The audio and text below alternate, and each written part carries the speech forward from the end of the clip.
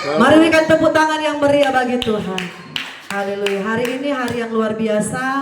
Hari di mana kita bersuka cita di dalam Tuhan. Amin. Hari kudusnya Tuhan. Baik saudaraku, kita akan mendengarkan firman. Dengan tema firman Tuhan di hari ini, tugas utama di surga.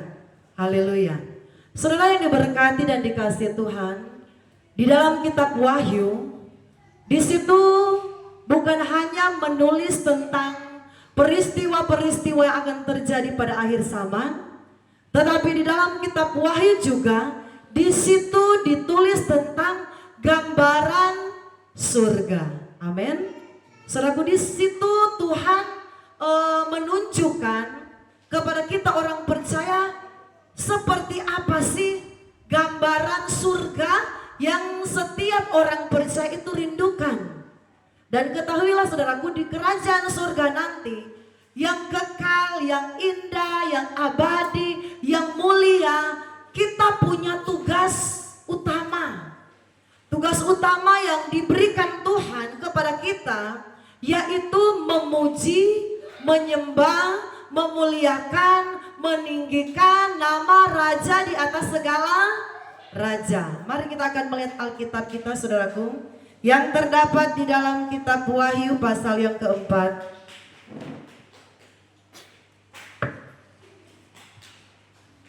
Wahyu pasal yang keempat, saya akan mulai baca di ayat pertama dan saya undang kita untuk bangkit berdiri. Wahyu 4 ayat 1 dulu.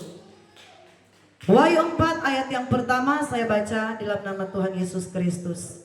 Kemudian daripada itu, aku melihat sesungguhnya sebuah pintu terbuka di surga. Saudara perhatikan. Sebuah pintu terbuka di surga. Dan suara yang dahulu yang telah kudengar berkata kepadaku seperti bunyi sangkakala. Katanya, naiklah kemari dan aku akan menunjukkan kepadamu apa yang harus terjadi sesudah ini. Silakan duduk saudara sekalian yang diberkati Tuhan. Saudaraku, pasal 4 ini di sini berbicara tentang bagaimana hal-hal yang akan terjadi di akhir zaman. Tetapi saudaraku, kalau kita perhatikan ayat pertama, itu akan menjelaskan, akan menunjukkan tentang kerajaan surga yang kita rindu-rindukan bersama itu seperti apa. Dan di kerajaan surga kita ini diberikan tugas oleh Tuhan, oleh Raja di atas segala. Dan tugas itu ialah sesuatu yang sangat mulia. Amin. Sesuatu yang sangat luar biasa. Kalau kita diberikan anugerah oleh Tuhan, Tuhan bisa pilih kita. Kita bisa mendapat bagian dalam kerajaan surga yang kekal.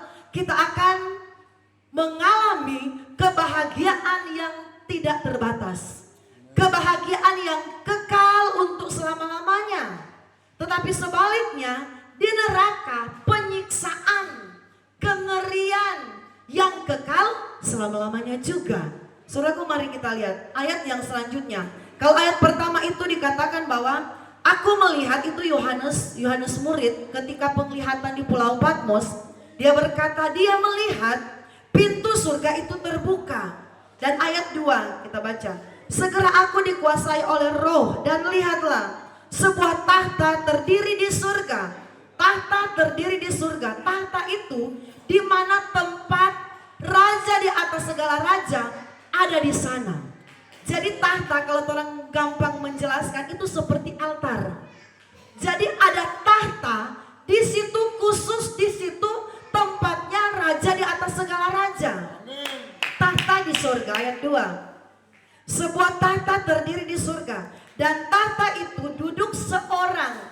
S itu besar, seorang. Siapakah dia? Yaitu Yesus Kristus. Ayat 3. Dan dia yang duduk di tahta itu nampak bagaikan permata yaspis, permata sardis, dan pelangi melingkari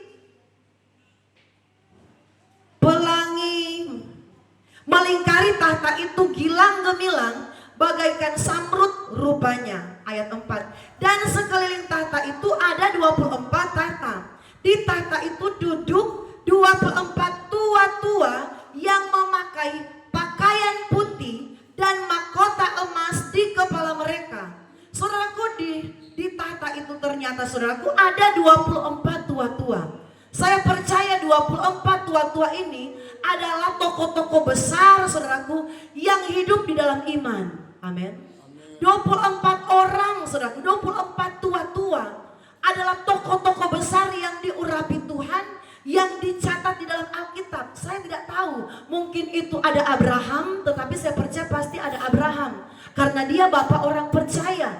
Mungkin di sana ada Daud, mungkin di sana ada Petrus, tetapi Tuhan tidak menjelaskan siapa orang-orang, siapa ke-24 tua-tua itu yang ada di tahta sorga yang disiapkan Tuhan. Ayat selanjutnya, ayat 5. Dan dari tahta itu keluar kilat dan bunyi guru yang menderu, dan 7 obor menyala di hadapan tahta itu. Itulah ke-7 roh Allah. Ayat yang selanjutnya saudaraku, ayat yang kita lompat di ayat yang ke-8. Ini tugas kita di surga. Dijelaskan di ayat 8 sampai ayat 11. Dan keempat makhluk itu masing-masing bersayap 6. Sekelilingnya di sebelah dalamnya penuh dengan mata. Dan dengan tidak berhenti-henti mereka berseru siang dan malam. Saudaraku, tidak berhenti-henti makhluk ini saudaraku yang ada di surga itu berseru siang dan malam. Apa yang mereka serukan? Kudus, kudus, kuduslah Tuhan Allah yang Maha Kuasa, yang sudah ada dan yang akan ada dan yang akan datang. Saudaraku, makhluk ini berseru dengan satu atau dengan puji-pujian yang memuliakan Tuhan. Sebab itu saudaraku, kita di bumi ini kita beribadah, ini sementara kita latihan dulu, amin. Karena apa? Ketika kita Tuhan perkenankan kita masuk dalam kerajaan surga, kita ini akan memuji Tuhan siang dan malam, amin. Kita ini akan menyembah Tuhan siang dan malam. Kita ini akan memuliakan Raja di atas segala raja, tidak henti-hentinya siang dan malam. Jadi saudaraku, mengapa di gereja semua gereja itu ada lagu-lagu? Kenapa ya? Semua denominasi gereja itu pasti ada puji-pujian. Karena memang gambaran kerajaan surga nanti seperti kita yang beribadah saat ini, yaitu memuji Tuhan dengan kegirangan, memuji Tuhan dengan sukacita, menyembah Tuhan. Saudaraku, ini dikatakan kudus, kudus, kuduslah Allah yang Maha Kuasa. Sebab itu saudaraku, surga itu adalah tempat yang kudus. Amin. Kalau kita melihat saudaraku, ini cuma saya singgung sedikit di media sosial. Katanya di surga itu ada 70 bidadari. Saudaraku, secara logika saja itu tidak masuk akal. Berarti di surga itu tempat yang najis. Amin. Di surga itu kata tempat pembalasan dendam. Disiapkan bidadari untuk bapak-bapak dan juga untuk perempuan ada bidadara, apa namanya. Saudaraku, tetapi saudaraku, surga yang kita percaya adalah surga yang penuh dengan kekudusan. Amin. Di surga itu tidak ada lagi kenajisan, tidak ada lagi hawa nafsu. Itu cuma berhenti sampai di dunia ini. Kita bisa beranak cucu, kita bisa memperoleh keturunan. Itu cuma ada di dunia ini. Di surga itu tempat yang kudus. Sebab itu malaikat yang ada di surga itu atau makhluk yang ada di surga, makhluk dan para malaikat-malaikat kudus, itu mereka menyembah Tuhan. Kudus, kuduslah Tuhan sampai selama-lamanya. Kuduslah Tuhan. Jadi kudus, kuduslah Tuhan, itu yang akan kita perkatakan. Sebab itu orang yang tidak hidup dalam kekudusan tidak ada jaminan untuk masuk dalam kerajaan surga. Saudaraku, ayat selanjutnya, ayat 9. Dan setiap kali makhluk-makhluk itu mempersembahkan puji-pujian dan hormat dan ucapan syukur kepada Dia yang duduk di atas tahta itu, yang hidup selama-lamanya. Sudah perhatikan, setiap kali makhluk-makhluk itu mempersembahkan puji-pujian, hormat, ucapan syukur kepada Dia yang duduk di tahta. Siapa yang duduk di tahta? Yesus Kristus. Jadi ini saudaraku, tugas kita nanti, tugas utama kita yaitu memuji, menyembah, memuliakan, meninggikan Raja di atas segala raja. Sebab itu ketika kita ada di gereja, mari kita puji Tuhan dengan sungguh-sungguh. Mari kita mau menyembah Tuhan dengan sungguh-sungguh. Berikan yang terbaik bagi Tuhan. Berikan yang termanis bagi Tuhan. Supaya ketika Tuhan dengar, walaupun suara kita tidak indah seperti artis-artis yang terkenal, tetapi ketika kita menyanyi dari dasar hati kita, kita menyembah Tuhan dari dasar hati kita, itu akan terdengar manis di telinga Tuhan. Amin. Biarlah manis kau dengar Tuhan, manis kau dengar Tuhan. Saudaraku, Tuhan tidak bilang, oh suara kamu pas-pasan, suara kamu jelek, suara kamu nadanya seperti ini. Tetapi yang menentukan itu dari dasar hati kita. Amin. Ketika kita menyanyi dengan sungguh-sungguh, itu akan sampai di telinga Tuhan manis. Amin. Akan terdengar indah, akan terdengar merdu. Saudaraku, suara-suara kita mungkin yang pas-pasan, suara-suara kita yang mungkin kita katakan, suara saya jelek, tetapi saya percaya kalau di dunia ini kita memuji Tuhan dengan sungguh-sungguh, di dunia ini kita menyembah Tuhan dengan sungguh-sungguh, di surga itu Tuhan akan sempurnakan. Amin. Karena memang di surga itu tempat yang sempurna. Jadi kita di dunia ini yang terbatas, kita di dunia ini yang tidak sempurna, kita di dunia ini yang penuh dengan kekurangan. Ketika kita nanti ada di kerajaan surga, semuanya disempurnakan oleh Tuhan. Haleluya. Ayat yang selanjutnya, ayat 10. Maka tersungkurlah ke-24 tua-tua itu di hadapan Dia yang duduk di atas tahta itu. Mereka menyembah Dia, sudah perhatikan ini, menyembah Dia yang hidup sampai selama-lamanya. Menyembah, saudaraku. Saudaraku, mengapa kita terlahir ke dunia ini? Karena apa? Ketika kita di bumi ini, di dunia ini, Tuhan rindu kita ada penyembahan kepadanya. Bukan hanya ketika kita di surga nanti, baru kita ada penyembahan, baru kita bisa menyembah Tuhan. Tetapi di dunia ini, mari kita latih untuk menyembah Tuhan. Ayat ini berkata, saudaraku, ayat 10. Maka tersungkurlah ke-24 tua-tua itu yang di hadapan Dia yang duduk di atas tahta itu, dan mereka menyembah Dia yang hidup sampai selama-lamanya, dan mereka melemparkan mahkota itu di hadapan tahta itu sambil berkata, ayat 11, Ya Tuhan dan Allah kami, Engkau layak menerima puji-pujian dan hormat dan kuasa, sebab Engkau telah menciptakan segala sesuatu, oleh karena kehendak-Mu semuanya itu ada dan diciptakan. Saudaraku, ayat ini ada lagunya. Oleh karena kehendak-Mu semuanya itu telah ada dan diciptakan untuk kemuliaan-Mu. Terpujilah Tuhan, Yesus Tuhan dan Allah kami, Engkau layak menerima pujian. Saudaraku, karena memang saudaraku, Tuhan yang memberkati kita, Tuhan layak terima puji-pujian. Amin. Tuhan yang memberikan kita nafas, kita berkata, Tuhan, saya tidak mampu membalas nafas yang Engkau berikan, saya tidak punya uang yang banyak. Tetapi Alkitab berkata, persembahkanlah tubuhmu sebagai korban yang hidup, yang kudus, yang berkenan kepada Allah. Kalau kita berkata kita nggak punya apa-apa Tuhan untuk membalas kasih-Mu, kita punya nafas, kita punya kekuatan, kita punya kesehatan untuk memuliakan Tuhan. Amin. Bawa hidup kita untuk menjadi pujian, penyembahan, satu korban kepada Tuhan. Di sini dikatakan, saudaraku, makhluk itu, ke-24 makhluk itu, saudaraku, mereka mempersembahkan puji-pujian, penyembahan kepada Tuhan. Saudaraku, ini gambaran surga yang kita aminkan, amin, yang kita percayai. Mari kita akan melihat lagi di dalam Wahyu 7 ayat 9. Firman Tuhan di ibadah raya kita ini sudah tidak panjang. Jadi tadi pagi Bapak Gembala bilang, yang mau khotbah berapa menit? Saya bilang 15 menit. Karena memang di YouTube saudaraku kami khotbah kadang-kadang 7 menit, 8 menit, 10 menit. Jadi ini tadi pagi Bapak Gembala bilang 15 menit khotbah, ya. Jadi Bapak Gembala suruh cek-cek di HP. Kalau sudah 15 menit, semoga saya mati tuh. Rekaman. Wahyu 7 ayat 9. Ini judulnya, saudara, orang-orang yang dimeteraikan dari bangsa Orang-orang yang dimeteraikan dari bangsa Israel ini berbicara orang-orang yang memang ditentukan untuk masuk dalam kerajaan surga. Dan apa yang mereka lakukan ini? Kalau kita baca, kalau mau dihotbahkan memang waktu tidak mencukupi.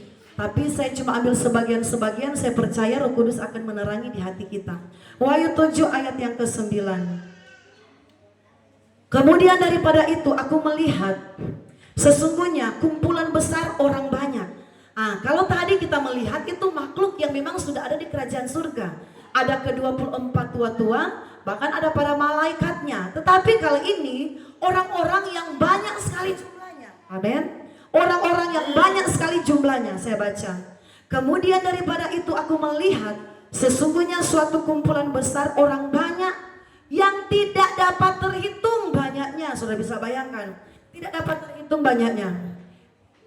Dari segala bangsa, dari suku, dari kaum, dan segala bahasa berdiri di hadapan tahta dan di hadapan anak domba.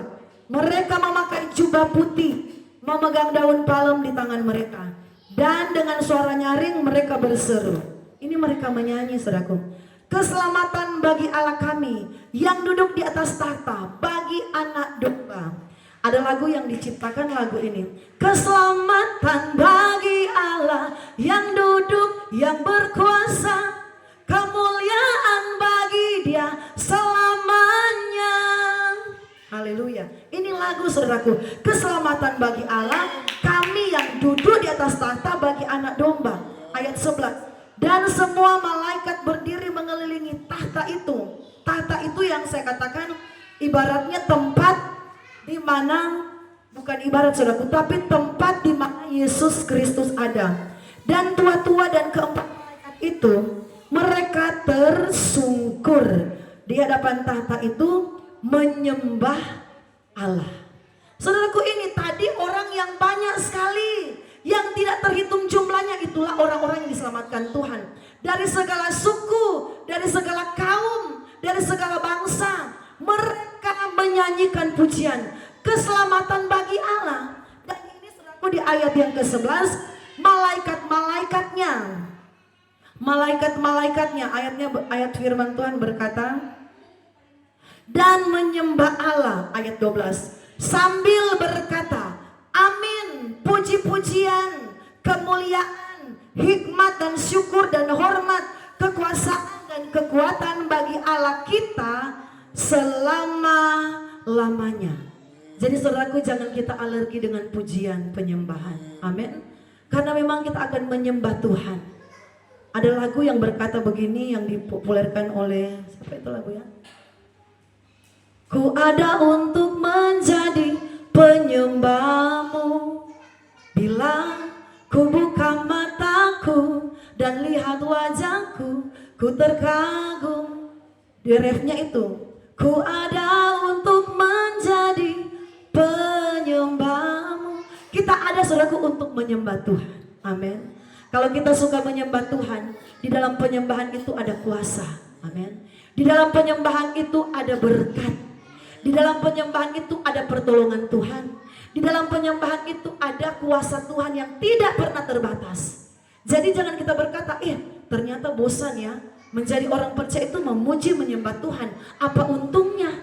Apa untungnya saya memuji dan menyembah Tuhan? Apa untungnya?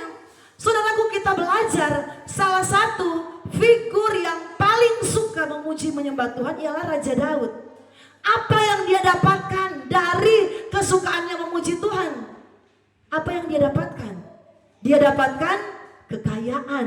Amin. Dia dapatkan kehormatan. Dia dapatkan kemuliaan. Bahkan saudaraku, Tuhan pernah berjanji kepada Daud. Tuhan yang bilang, Daud, kerajaanmu tidak akan terputus sampai selama-lamanya. Keturunanmu akan tetap menjadi keturunan raja. Saudara tahu apa Perdana Menteri sekarang di Israel, Benyamin Netanyahu, atau kalian kalau kita di Indonesia kenal presiden, itu berasal dari keturunan Raja Daud. Benyamin Netanyahu yang menjadi Perdana Menteri sekarang. Jadi memang Tuhan genapi janjinya kepada Daud. Tuhan bilang, Daud, keturunanmu sampai selama-lamanya akan jadi raja. Sampai dunia modern sekarang, dunia digital sekarang, Perdana Menteri Israel itu adalah keturunan Daud. Jadi memang Tuhan tidak ingkari. Orang yang suka memuji menyembah Tuhan, berkatnya spesial, saudaraku. Orang yang karakternya memuji menyembah Tuhan, berkatnya itu sudah disediakan Tuhan. Mari kita suka memuji menyembah Tuhan, amin. Walaupun kita bilang, aduh suara saya pas-pasan, tidak masalah. Tuhan tidak dengar pas-pasannya suara kita. Tetapi yang Tuhan cari itu hati kita untuk memuji Tuhan. Karena firman berkata, manusia melihat apa yang di depan mata, tetapi Tuhan melihat hati. Itulah luar biasa Tuhan. Ayat-ayat yang terakhir saudaraku, ini saya ada siapkan banyak ayat, tapi karena waktu membatasi tidak akan terbaca semua ini. Mari kita akan buka dalam Wahyu 7. Wahyu 7 saudaraku, ayat yang ke 14. Maka kataku kepadanya, Tuanku, Tuanku mengetahui. Lalu ia berkata kepadaku, mereka ini adalah orang-orang yang keluar dari kesusahan yang besar. Itu orang-orang banyak tadi saudaraku. Dan mereka telah mencuci jubah mereka dan membuatnya putih di dalam darah anak domba. Karena itu mereka berdiri di hadapan tahta Allah. Dan ini kita perhatikan, ini ayat terakhir saja. Karena itu mereka berdiri di hadapan tahta Allah dan melayani Dia siang dan malam di dalam bait sucinya. Dan Ia yang duduk di atas tahta itu akan membentangkan kemah di atas mereka. Jadi saudaraku, di dalam surga nanti ada orang-orang yang dipilih Tuhan untuk melayaninya. Orang yang akan diberikan kepercayaan untuk melayani Tuhan adalah orang-orang yang, saudaraku, mereka keluar dari kesusahan besar dan mereka telah mencuci jubah mereka dan membuat putih. Saudaraku, jubah putih itu berbicara apa? Perbuatan-perbuatan yang baik dari orang-orang benar. Jubah putih, saudaraku, dalam kerajaan surga, semua yang ada di surga itu tidak pakai warna-warni.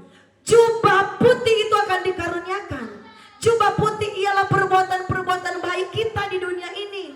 Sebab itu selama kita ada di bumi ini, mari kita perbanyak berbuat kebaikan di dalam Tuhan. Berbuat kebaikan tidak selamanya harus berbicara uang. Jangan tendens berpikir kita, nanti lagi ujung-ujungnya uang. Tidak. Apa yang kita bisa lakukan, kebaikan apa yang kita bisa buat, itu adalah kebaikan. Bukan hanya berbicara materi. Segala sesuatu yang kita lakukan yang benar, yang baik, yang berkenan kepada Tuhan, itulah perbuatan-perbuatan kita yang membuat jubah kita nanti itu akan putih. Ada ayatnya tapi saya tidak sempat baca karena waktu. Di situ disebutkan kain lenan halus yang putih bersih. Dalam kurung lenan halus putih bersih itulah perbuatan-perbuatan benar, perbuatan-perbuatan baik dari orang-orang kudus. Puji Tuhan, sampai di sini firman Tuhan. Mari saudaraku, miliki karakter pemuji penyembah Tuhan. Miliki karakter yang suka berdoa. Karena di dalam pujian penyembahan kepada Tuhan, di situ ada berkat yang spesial yang Tuhan akan kerjakan bagi kita. Tuhan Yesus memberkati.